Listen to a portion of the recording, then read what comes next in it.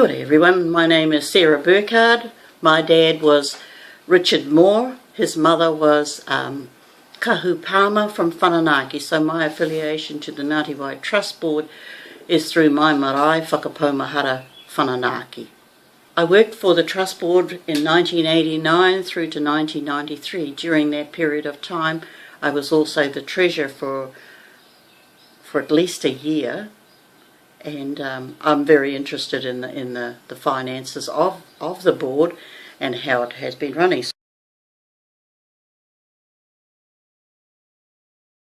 So I was quite concerned when I saw the last financial report, 2013, and it worried me a little bit at the last page about the number of companies that have been set up in the name of the board, showing mainly a lawyer and an accountant as the people who are the directors of those companies. It seemed to me a little dodgy, and I don't know why. So these two people seem to have a lot of control and direct what the board does because of these companies that they are part of. I did show this to a lawyer person I know, who said that it did look a little bit dodgy to him, but you know, it's probably legal. There was no way that a lawyer would not have it legal, but it'd be pretty close to cutting a fine line, and that worries me a lot as to, you know, the control really of two people who are not trustees, and one effectively not even a Ngāti Wai. So I want to know how many beneficiaries understand the implication of that financial report. I feel very few would understand what that means. As I've been in business, I'm very aware of the finances, but this is quite huge.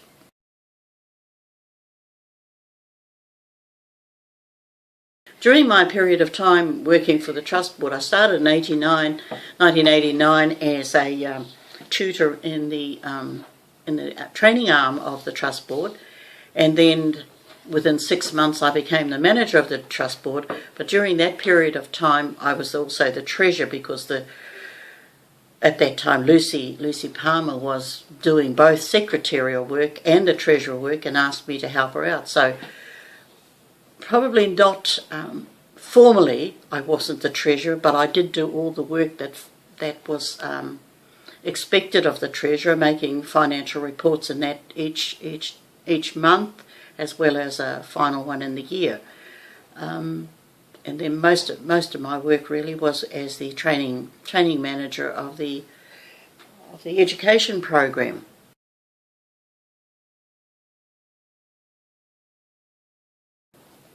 My experience with the Trust Board in later years, like in the last 3 years, has been mainly through the wānangas being held by the education arm of the board, which concerns me a little bit too, that when I was with the Trust Board, the board was registered and accredited as a training arm, and now I know that they are spending money to reinvent the wheel, basically. I did ask them at one meeting, where is the accreditation certificate that they had, where is it now? They told me that it had lapsed. Well, I'm sure that if you did it correctly, you could resurrect it quite easily, because those things don't change, if that's the way you're still running it. As for the board itself, I feel that there's a lot of staff there, but it seems that the administration lacks in terms of communication to the people.